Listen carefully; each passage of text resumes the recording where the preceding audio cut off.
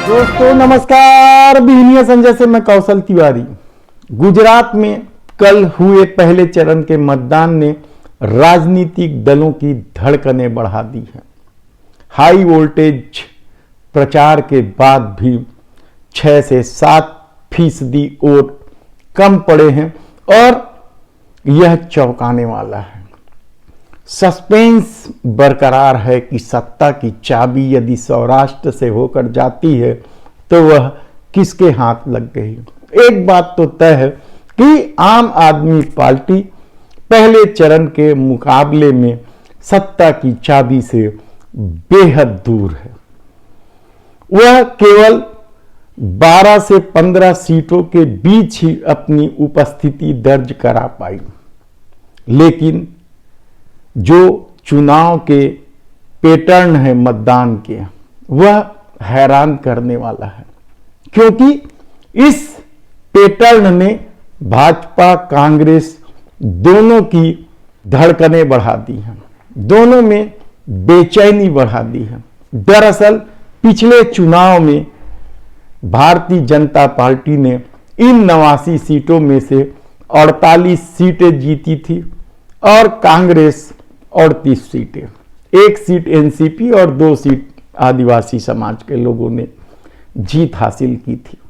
ये 89 सीटों का आंकड़ा था पिछली बार का, लेकिन इस बार क्या सब कुछ बदल जाएगा या मोदी की धमक बनी हुई है? यह सबसे बड़ा सवाल इसलिए उठ रहा है क्योंकि 89 सीटों में मुद्दे गायब थे। 89 सीटों में महंगाई, बेरोजगारी या भ्रष्टाचार को लेकर लोग अपनी अपनी तरह से परिभाषा दे रहे थे। ऐसी परिस्थिति में क्या भाजपा 48 सीटों से अधिक सीटें जीत पाएंगे? उम्मीद कम है, क्योंकि जिन 48 सीटों में भाजपा ने जीत दर्ज की थी उनमें से 30 सीटें में तो वह क्लियर स्वीप कर रही है। बचे 18 सीटों में संघर्ष की स्थिति है। उसमें से भी 10 सीटें या 8 सीटें ऐसी है जहां आम आदमी पार्टी उन्हें चुनौती दे रही है और वो सीटें उनके गढ़ की है। राजकोट, सूरत, दक्षिण गुजरात की यह स्थिति बनी हुई है। ऐसे में जिन 38 सीटों में कांग्रेस ने पिछले बार जीत दर्ज की थी, क्या वह इस बार कांग्रेस की झोली में जा रहा है? नहीं, ऐसा भी नहीं है। कांग्रेस भी कम से कम दर्जन भर सीटों पर फंसी हुई है। यही फंसना आम आदमी पार्टी को कहां ले जाएगी यह देखना होगा, लेकिन जिस तरीके से वोटिंग पैटर्न है उसके हिसाब से तो आम आदमी पार्टी केवल 1.5 दर्जन सीटों पर ही संघर्ष की स्थिति में थी और उसमें से 7-8 सीटें में वह बेहद ही प्रभावशाली दिख रही थी। उसमें से द्वारका की वह सीट भी है जहां उनके मुख्यमंत्री के दावेदार चुनाव लड़ रहे हैं। भाजपा के सामने सबसे बड़ी चुनौती तो शहरी वोटों का है और शहरी वोट इस बार कम पड़े हैं, बेहद ही कम पड़े हैं, कहा जाए तो गलत नहीं होगा।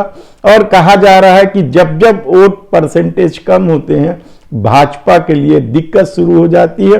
कांग्रेस का दावा है कि भाजपा के लोग ही मोदी से बेहद नाराज थे, इसलिए वोट करने ही नहीं आए। क्या इस पर यकीन किया जा सकता है? यह 8 तारीख को पता चलेगा।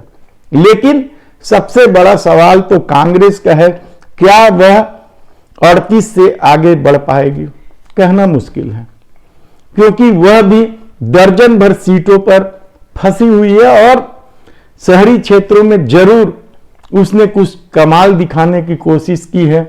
मुस्लिम इलाके हैं या उनके वोट बैंक वाले शहरी इलाके जो हैं वहां वोट 1% बेहद ही बढ़े हैं। ऐसी परिस्थिति में क्या होगा कहना बेहद ही कठिन होते जा रहा है।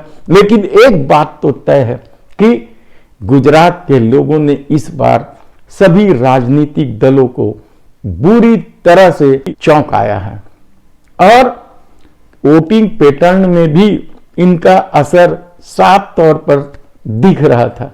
तब सवाल यह है कि जिन 48 सीटों पर भाजपा ने पिछली बार जीत दर्ज की थी, जिसमें से सूरत जिले के 16 में से 15 सीटें जीती थी, उन सीटों में ही तो सर्वाधिक आप पार्टी धमक के साथ, ठसक के साथ लड़ रही है और वहां उनका प्रभाव भी देखा जा रहा है। पिछली बार सत्ता का रास्ता कहा जा रहा है कि इसी सूरत के रास्ते से होकर गुजरा था और ऐसी परिस्थिति में आदिवासी क्षेत्रों में, ग्रामीण क्षेत्रों में जब कांग्रेस कल वोटिंग पैटर्न में प्रभावशाली दिख रहा था, तब शहरी क्षेत्रों में यदि आम आदमी पार्टी ने कुछ गड़बड़ किया तो यकीन मानिए कि परिणाम इस बार बेहद ही चौंकाने वाले होंगे। हालांकि लोगों का कहना है कि गुजरात के लोग मोदी को छोड़ना नहीं चाह रहे हैं और मोदी भी गुजरात को ही अपना मानने लगे हैं और ऐसी परिस्थिति में हो रहे इस चुनाव का परिणाम क्या होगा, देखने की बात होगी। फिलहाल तो आप ये जान लीजिए कि सब कुछ सस्पेंस में है। भाजपा बेचैन है, कांग्रेस की अपनी बेचैनी है और कहा जा रहा है कि पहले चरण के वोटिंग पैटर्न ने ही भाजपा को दूसरे चरण में अभी से मैदान पर उतार दिया और कल अहमदाबाद में जो रोड शो हुए उसके दो कारण थे। एक तो पहले चरण के मतदान को कुछ हद तक प्रभावित करना और दूसरे चरण के मतदान को अब आर पार लड़ाई बना देना, क्योंकि पहला चरण यदि गड़बड़ हुआ है तो दूसरा चरण में ज्यादा मेहनत की जरूरत है और देखना होगा कि आगे क्या होता है। धन्यवाद।